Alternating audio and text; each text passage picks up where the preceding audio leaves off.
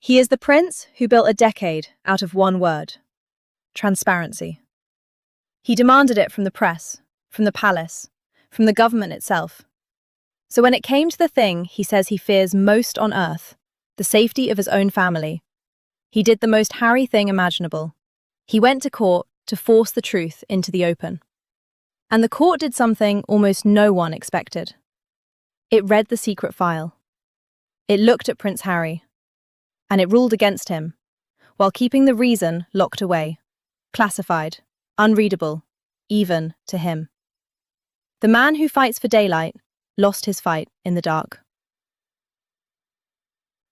But here is the part that should stop you cold, and it's the box I'm going to open for you before this is over. Harry's single strongest argument was 3 words: a bespoke process. He said the system built him a special set of rules, different, worse, tailor-made to leave him exposed. And the judges took that exact argument, turned it over in their hands, and handed it back to him as the reason he lost. His sword became their shield. I'll show you exactly how. But not yet. Because to understand how a man ends up suing his own country over whether it will protect his children, you have to go back to the decision that started all of it. The one everyone remembers, and almost no one actually read. Let me rewind.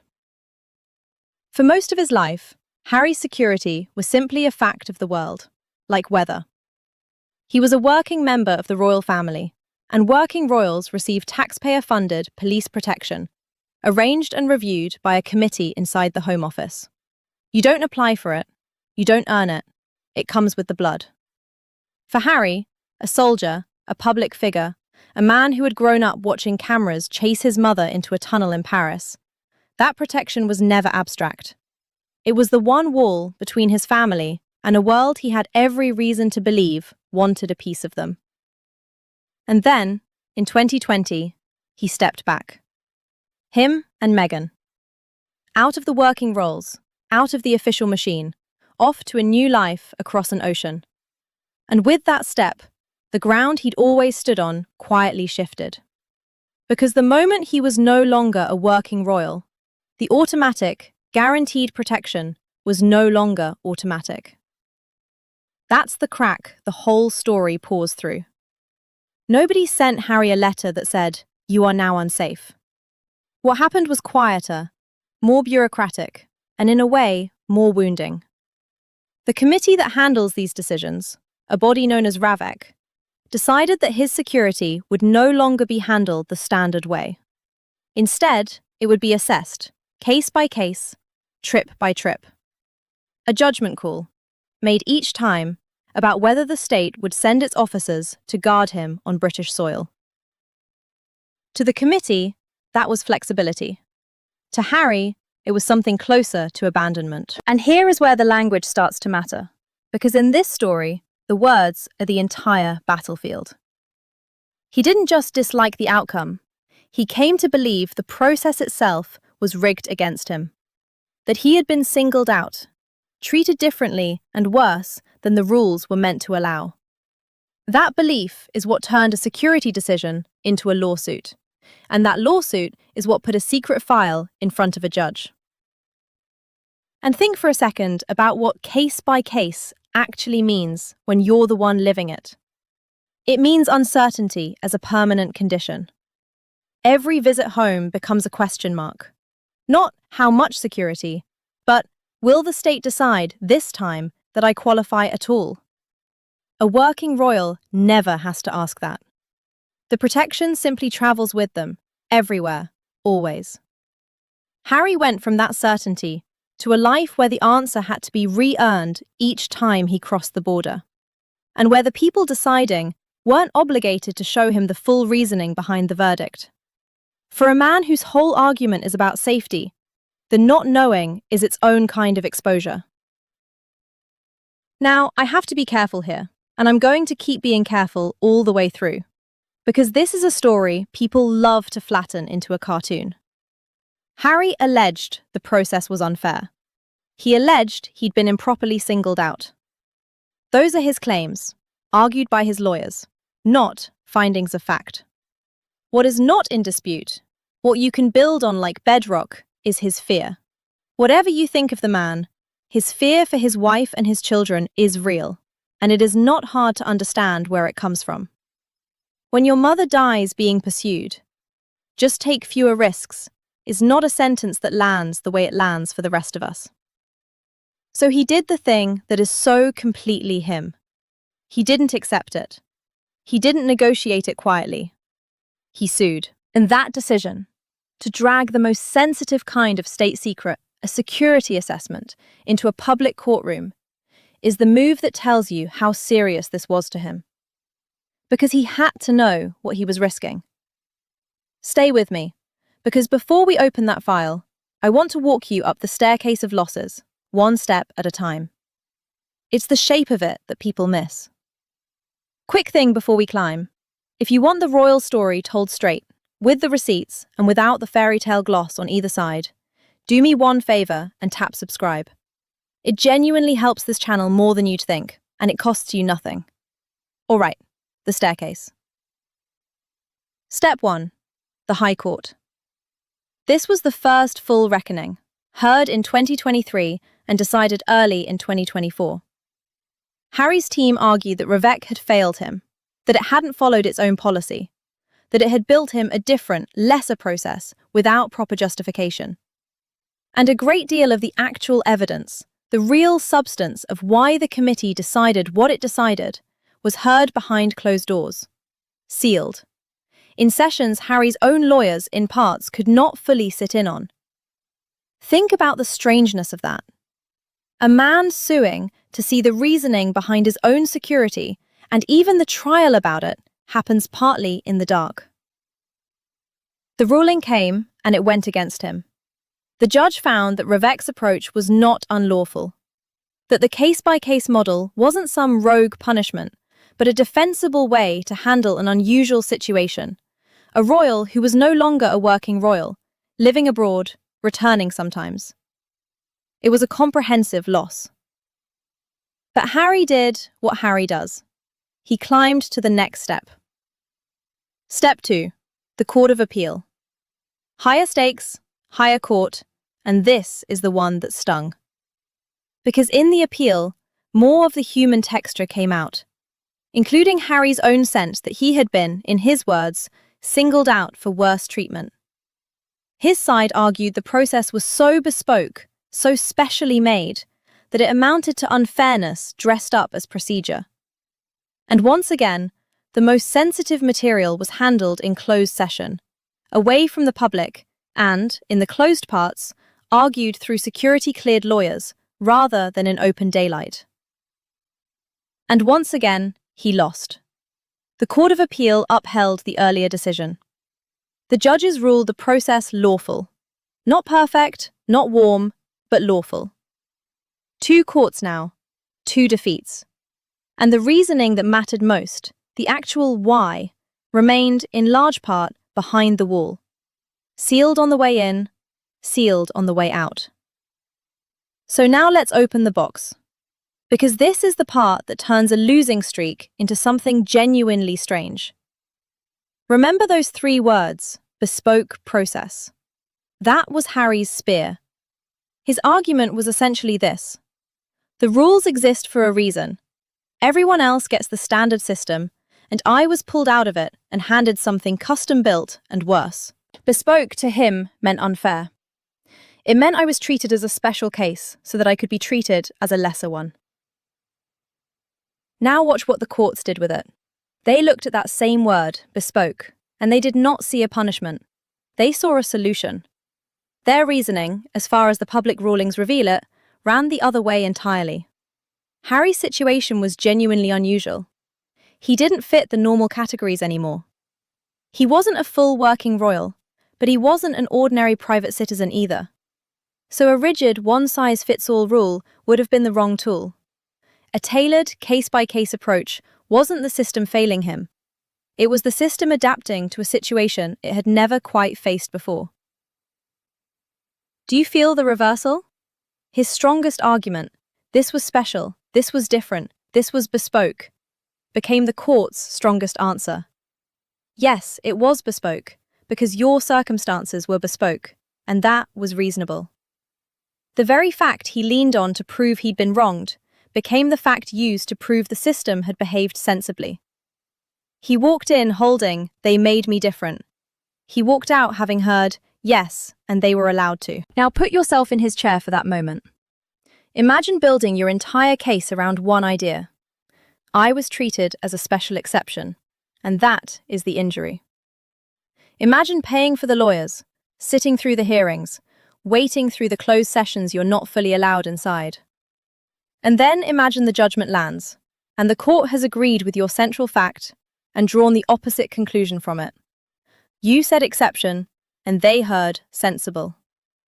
You said wound, and they said solution. There is no comeback to that in the moment, because they didn't deny your premise.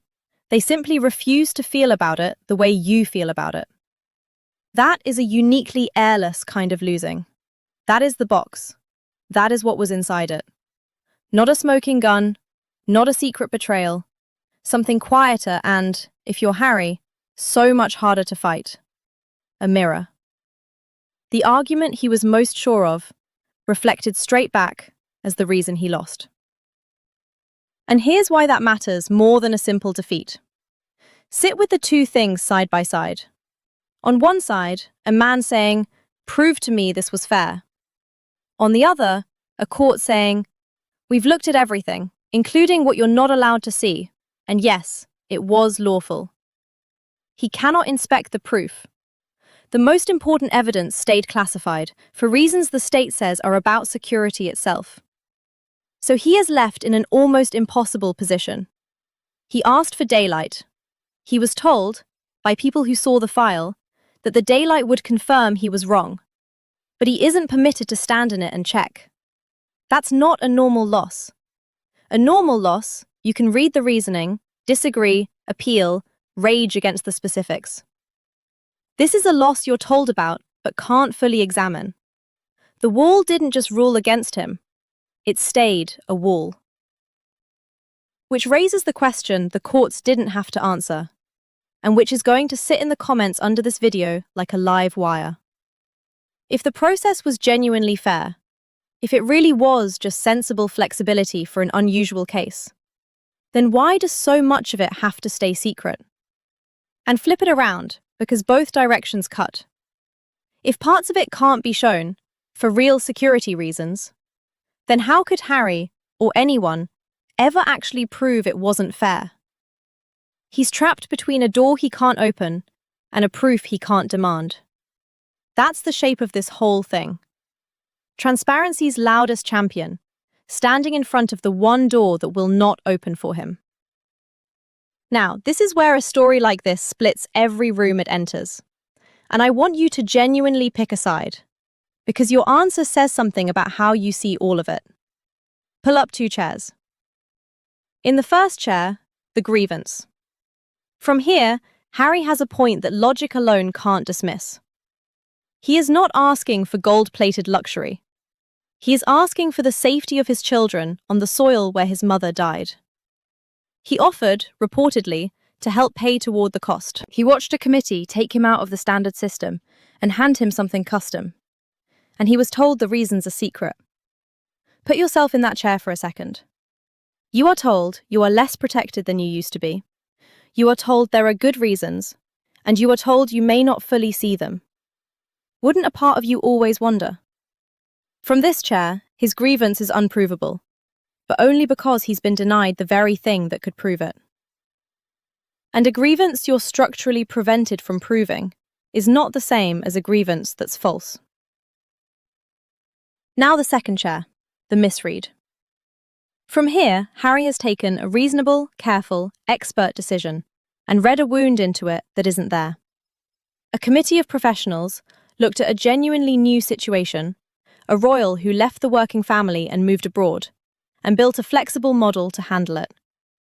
2 courts examined that model, including the secret parts, and both said, lawful, reasonable, fine. From this chair, bespoke was never an insult. It was just accuracy. And a man who has spent years insisting the world treats him unfairly may simply have found unfairness in the one place it wasn't, a filing system doing its job. From this chair, the tragedy isn't that he was wronged, it's that he wasn't, and he can't feel it. Here's what makes it so hard. Both chairs can be true at the same time. The process can be entirely lawful, and Harry's fear can be entirely real. It's possible that nobody wronged him, and that he still, genuinely, lies awake worried. So I actually want to know where you land. Tell me in the comments, Chair 1 or Chair 2? Did Harry lose because the system was rigged against him? Or because it was fair and he couldn't see it? Vindication for the process, or a secret that can never be tested? I read them, and on this one, I think the split is going to be brutal. But before you answer, sit for a moment in the quietest part of this whole story. Because whatever you believe, look at where it leaves him. He didn't lose to a tabloid this time. He didn't lose to his brother, or his father, or some briefing whispered against him in the press. He lost to the machinery of the state itself. Calm, procedural, faceless. There's no villain to point at. No email, no leak, no single hand you can say did this to him. Just a committee, and a policy, and 2 courtrooms that agreed. You can rage at a person. How do you rage at a process that was found to be lawful? And notice who wasn't standing beside him when the rulings came down. Not the institution he was born into. He'd stepped away from that. Not a wave of public officials rushing to say he'd been wronged. Even sympathy for his fear, which is real and widespread, didn't translate into anyone with power saying the courts got it wrong. He brought the fight himself, funded it himself, carried it up 2 levels of the justice system himself, and at the top of that staircase, there was no one holding the door. Just the answer: no. That is a specific kind of alone. Not abandoned by enemies, that's easy to narrate. Beaten, quietly, by a system that insists it was only ever being fair. A man who asked the country to prove it still had his back, and was told, the proof exists, it's just sealed, and by the way, you lost. So here's where we actually are. The High Court ruled against him. The Court of Appeal upheld it. The process was found lawful. And the reasoning that would settle it, once and for all, in either direction, is classified. Locked. Handed back to him with the seal unbroken. But a sealed box is not an empty one, because Harry has never, not once in his life, been the kind of man who hears no and stops walking. There are further avenues people in his position can pursue. There are questions about what happens each time he actually returns to Britain, with his family, in the real world where the assessment stops being theory. And there's the deeper thing that no court ruling can close. A father who does not, in his heart, believe his children are safe, is not a man who lets the matter rest because a judge told him the filing was correct. So the real question isn't whether Harry lost. He did, twice, clearly, on the record. The question is whether a loss you're not allowed to fully read is a loss a man like this can ever actually accept. Or whether the judges handed it back sealed isn't the end of this story at all. Just the last line anyone was permitted to hear out loud. I don't think we've seen the bottom of this one. I don't think he has either. So tell me below, was this justice quietly working exactly as it should, behind a wall it's allowed to keep? Or a man denied the one thing he came for, the daylight, and told to trust the dark? And whatever comes next, the next return, the next filing, the next door he tries to push open, you and I are going to sit down and go through it together. So I'll see you in the next one.